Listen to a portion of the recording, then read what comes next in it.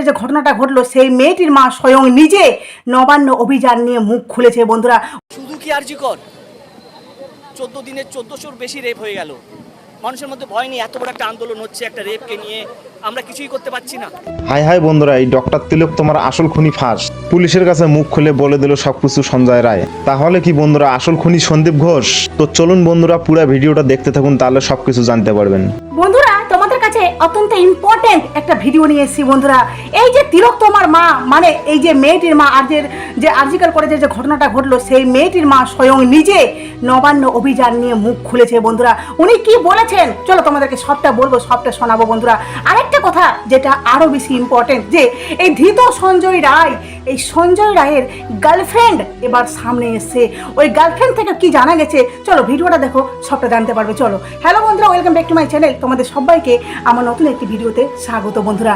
এবার তোমাদেরকে মুদ্রা কোথায় নিয়ে যায় বন্ধুরা, তার আগে বলি যে এই যে নবান্ন অভিযান চলছে তাই না। আজকে এই যে আমাদের রাজ্যের মুখ্যমন্ত্রী উনি কি করছেন, সত্যি এটা লজ্জাজনক ব্যাপার নয়?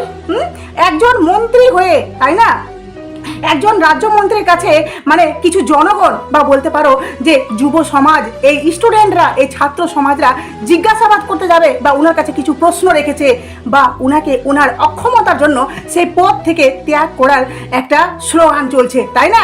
কিন্তু উনি কি করেছেন, নিজের প্রশাসন মানে নিজের পুলিশকে লাগিয়ে কি করেছেন, সমস্ত জায়গায় ব্যারিকেড, তারপরেও এই জনগণদের উপর কি করা হচ্ছে, মানে জল কামার, টিয়ার গ্যাস, এমনকি কিছু মানে বলতে পারো যে যেই মেয়েগুলো এই অভিযানে নেমেছে শুধুমাত্র ওই আরজিকাল হসপিটালের যে মেয়েটা, ওই তিলক তোমার একটাই, ওই তিলক তোমার অপরাধীদের শাস্তি চাই, যার জন্য মেয়েরা আজকে পথে নেমেছে। কিন্তু ওই মেয়েদেরকেও আজকে কি হতে হচ্ছে, কারো মাথা ফাটছে, কোনো মেয়েকে দেখছি যে ধরে পুলিশ গাড়িতে ভরছে।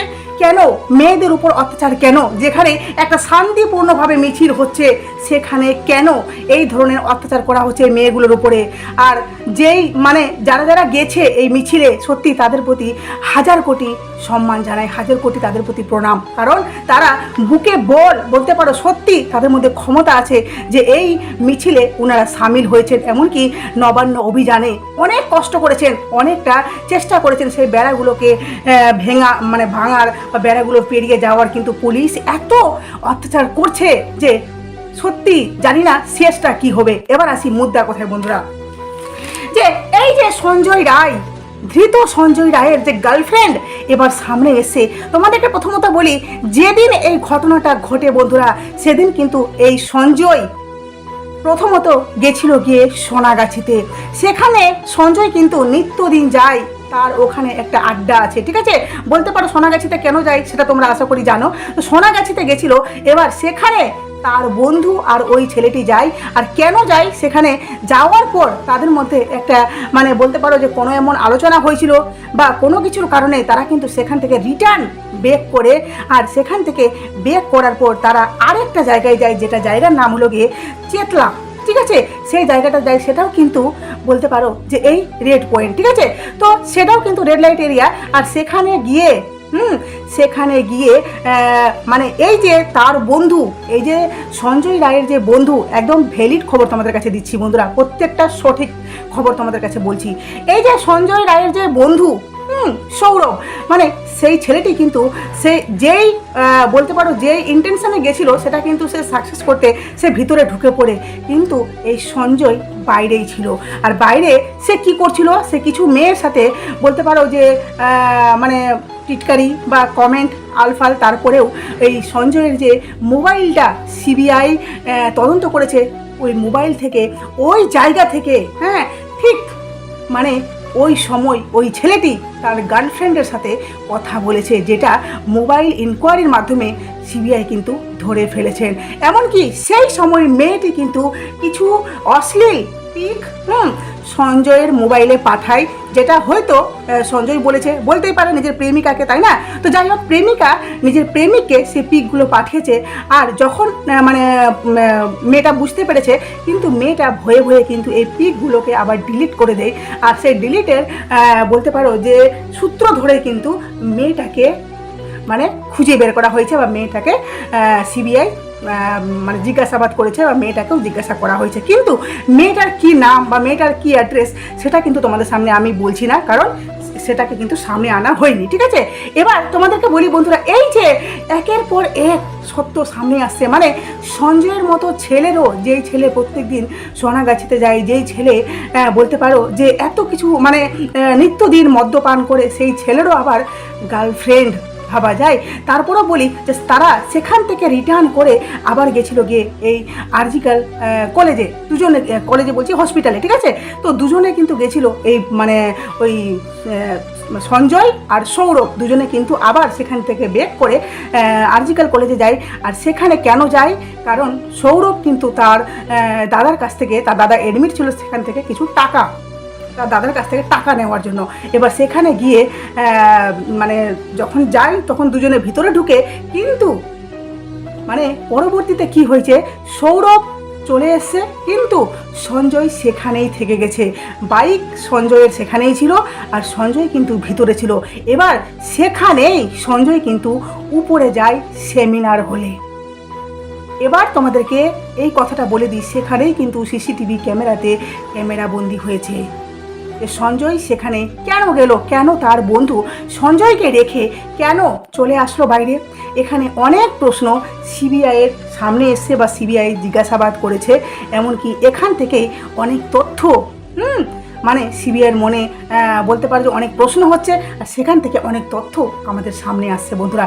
এবার তোমাদেরকে মেন কথায় নিয়ে যাই, আরেকটা কথায় যে এই মেয়েটির মা, তার আগে বলি এই যে সঞ্জয় কিন্তু পলিগ্রাফ টেস্টে পরিষ্কার বলেছে যে আমি সেখানে গেছিলাম, কিন্তু আমি যাওয়ার পর ঘটনাটি ঘটে যায় আর সেটা দেখে আমি রীতিমতো থমকে যাই। মানে সে বলতে চাইছে যে আমি ঘটনা ঘটার পর সেখানে গেছিলাম, কিন্তু এখানে ব্যাপারটা পুরোই আলাদা। এখনও অবধি তদন্ত চলছে, ফাইনালটা এখনও আমাদের সামনে আসেনি, তবে তদন্ত চলছে। এবার তোমাদেরকে বলি মেয়েটির মা কি বলে। দেখো এই ঘটনাটা ঘটা মানে মেয়েটার সাথে এই যে ঘটনাটা ঘটেছে বন্ধুরা, সেই কবে ঘটেছে? 9ই আগস্ট, তাই না? সেই থেকে শুরু করে এই মাস প্রায় শেষের দিকে এখনো অবধি কোনো রকমের দ্বিতীয় ক্রিমিনাল বা বলতে পারো দ্বিতীয় যে মানে অপরাধী, সেই কিন্তু মানুষটা আমাদের সামনে আসেনি।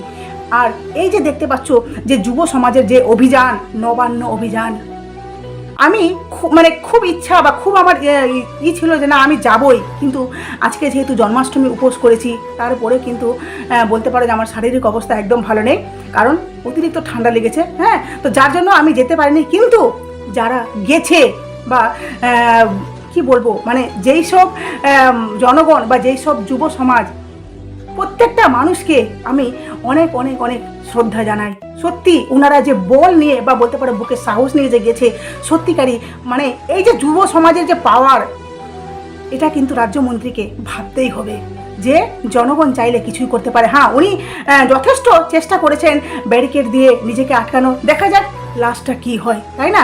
এবার বলি মেয়েটির মা কি বলেছে। দেখো যে মেয়েটির মা বলেছে এই মানে মিছিল নিয়ে, মানে এই যে আমাদের যে প্রতিবাদ বা বলতে পারো এই যে নবান্ন অভিযান, এটা নিয়ে বলেছেন যে আর কত সময় লাগবে, আমার মেয়ে কি বিচার পাবে না? এতদিন কেটে গেল, কেউ তো বিচার পাইয়ে দিল না, তবে কি আমার মেয়ের পিছনে এত প্রভাবশালী হাত রয়েছে? আমার মেয়ের খুনের পিছনে এই আন্দোলন, আমিও মাঠে নামবো এবার। মানে সত্যিকারই হাততালি। মা বাবা এতটা স্ট্রং বলেই হয়তো সন্তান মানে এতটা স্ট্রং ছিল বলেই হয়তো মেয়েটি সেই আরজিক্যাল কলেজে বিগত 6 মাস ধরে মানে মেয়েটির সাথে হসপিটালে এত কিছু হয়, মেয়েটি বুঝতে পারে। তো বন্ধুরা দেখতেই পেলেন তিলোত্তমার এই ঘটনার সাথে কারা কারা জড়িত। সিআইডি এবং ফরেনসিক ল্যাবে খুনির আসল সত্যটা পাওয়া যায়নি, তবে এখন গোটা বাংলা চাচ্ছে এই হত্যার ফাঁসি। তো যাই হোক বন্ধুরা, আপনাদের মতামত কমেন্ট বক্সে জানাবেন। তাহলে বন্ধুরা দেখা হচ্ছে পরবর্তী অন্য কোনো ভিডিওতে। আল্লাহ হাফেজ।